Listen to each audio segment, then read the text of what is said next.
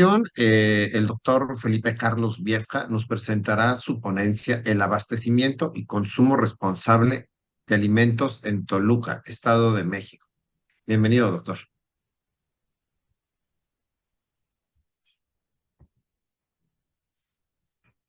Hola, buenos días, buenas tardes, noches, en el momento que nos vean.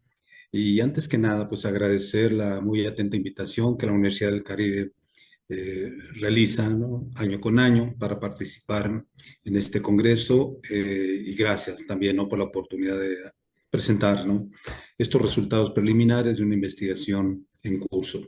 Un saludo, sí, a Mauro, sí, a Angélica, y muchas gracias nuevamente.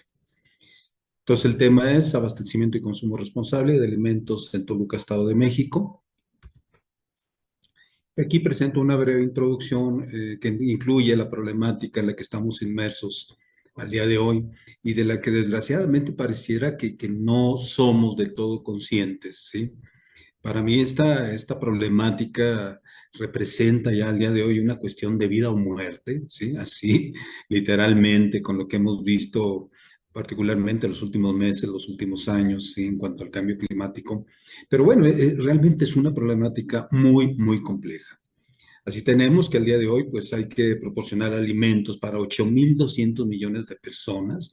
Es el último dato reportado a julio. Me había quedado en 7.500 millones hace, no sé, no mucho tiempo. Pero ahora ya tenemos, ¿no?, esa cifra de la población del mundo.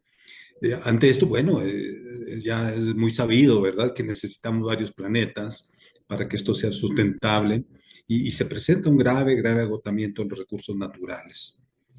Por supuesto, vienen los consabidos impactos en el ambiente, ¿sí?, escasez de agua dulce, la pérdida de biodiversidad, ¿sí?, y cambio climático, cuyos efectos, pues, bueno, han sido muy, muy palpables en los últimos meses, los últimos años, por si a alguien le quedara duda, ¿no?, de que si existe o no existe.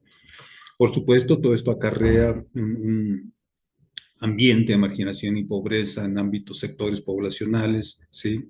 Y también, ¿no?, los daños que ocasionan estos eventos climáticos contribuyen, ¿no?, a una mayor marginación y pobreza. Y como ya se comentaba en la ponencia, en una ponencia anterior, pues tenemos un 33% del desperdicio de los alimentos, ¿sí?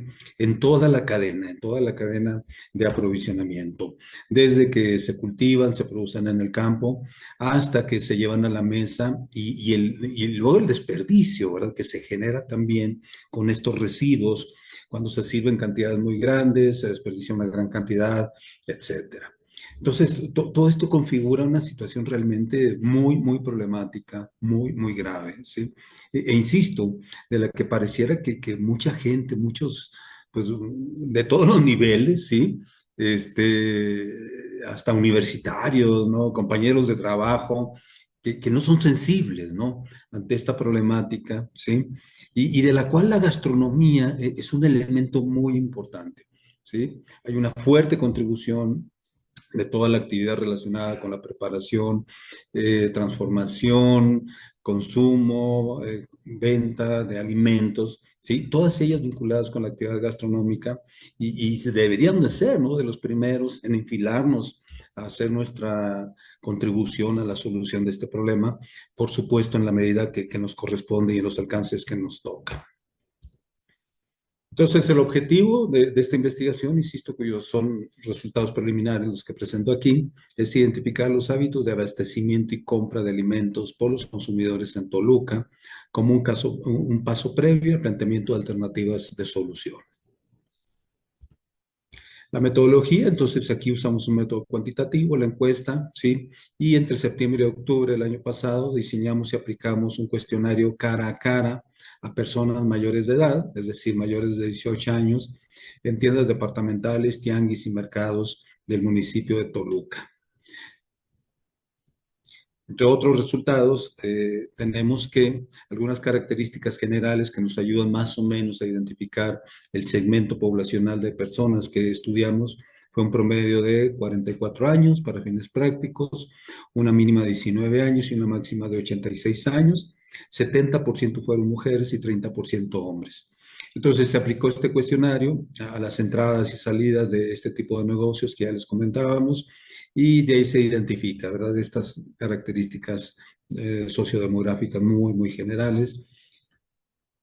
Por supuesto, estamos hablando aquí pues, de gente, si bien presentan ese rango de edad, maduros, adultos maduros, digámoslo así, ¿sí? En cuanto a su promedio, y fundamentalmente mujeres, que son las que más se involucran en la compra de alimentos, en la preparación de alimentos, como lo vamos a ver un poquito más adelante.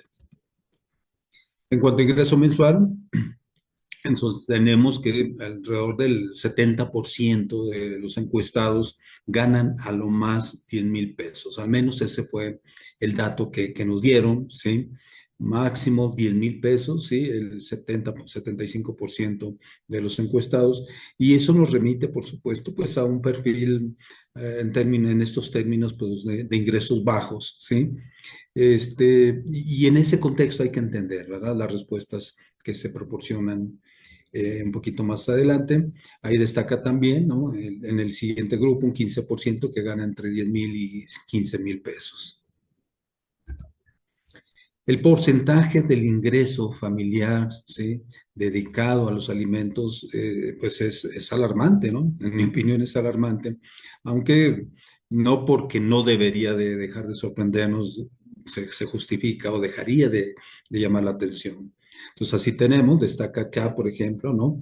Que el 34% de los encuestados dedican entre el 16 y el 30% de su ingreso al consumo de alimentos y luego más del 45% en el 30%.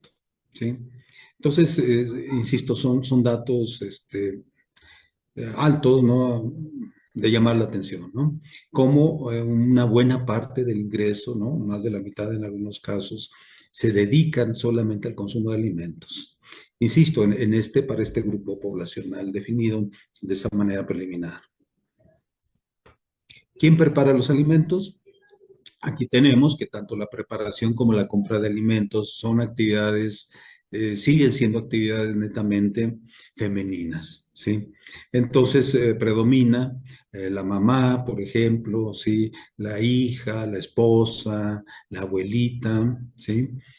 Con un altísimo porcentaje. Sin embargo, llama la atención también cómo se empiezan a involucrar o se están involucrando, tal vez sea el término correcto, el hombre también, ¿no? El varón. Entonces ahí tenemos actividades de pareja, actividades en las que participan todos, ¿sí? El papá, y no tengo datos históricos, datos de comparación, la verdad, pero sí llama la atención, ¿no? ¿Cómo podemos visualizar esta incorporación del varón en estas actividades tradicionalmente femeninas? ¿Qué se come? ¿Sí? Entonces la gente lo que contestó es que en primer término consume frutas y verduras, después tortillas y harinas, ¿sí? Carnes y vísceras, huevos, legumbres y semillas, lácteos, pescados y mariscos, aceites y grasas, endulzantes y refrescos y al final café, té y condimentos. Esas son las respuestas que nos dieron. Destaca, yo creo que para dar gusto, ¿verdad? Que nos dicen que en primer término consumen frutas y verduras, luego tortillas y harinas, ¿sí? Este segundo nivel de consumo pues no debería de sorprendernos, sí carnes y vísceras, ¿sí? Sin poder hacer la distinción, ¿verdad? Pero bueno, esto también refleja, ¿no? Refleja cómo estos alimentos tradicionales en la dieta mexicana siguen estando vigentes y cómo estos alimentos a veces considerados como de pobres, ¿no? El caso de las vísceras y menudencias, pues siguen siendo un elemento importante, ¿no? En la dieta de muchas familias, por el gusto, por el bajo costo que presentan, en fin, una serie de características, ¿sí? En el renglón 9 aparecen dulzantes y refrescos. Bueno, aquí sí sería tal vez un punto discutible, ¿no? Dado este elevadísimo consumo que tenemos en México, de alrededor de 130 litros de refresco al año, pero bueno, esto es lo que arroja la investigación, lo que la gente menciona. El consumo de huevos, sabemos que sí, ¿verdad? Es algo muy, muy cotidiano en la dieta del mexicano. Algunas buenas prácticas, sí, relacionadas con la sostenibilidad que se recopilaron en esta investigación es que el 49% de los entrevistados contestaron que siempre hacen una lista de compra de alimentos antes de adquirirlos, ¿sí? Es un dato muy interesante, me parece un dato muy valioso, ¿sí? Este, aproximadamente, ¿no? La mitad de la gente sí hace una lista. Y se entiende, ¿verdad? Habiendo recursos limitados y dedicando un ingreso tan alto a la compra de alimentos, esto debería ser una compra planeada. El 21% indica que la mitad de las veces y el 19% que nunca. Sobre la frecuencia de verificación de refrigerador y despensa, el 62% dijo que siempre lo hacían antes de salir de compras, 14% que la mitad de las veces y el 14% que casi nunca. Algunas conclusiones, entonces, de esta investigación es que en este grupo poblacional el gasto familiar en alimentos es alto, la adquisición y preparación de alimentos sigue siendo predominantemente una actividad femenina, la alimentación está basada en frutas, verduras, maíz, trigo, carnes y huevos, y que la alimentación de este segmento toluqueño sigue conservando en buena medida su carácter tradicional con base en esta información que acabamos de revisar. Y también una última conclusión es que el consumo responsable es una práctica frecuente, al menos en este grupo poblacional. Pues sería todo de nuestra parte. Muchísimas gracias.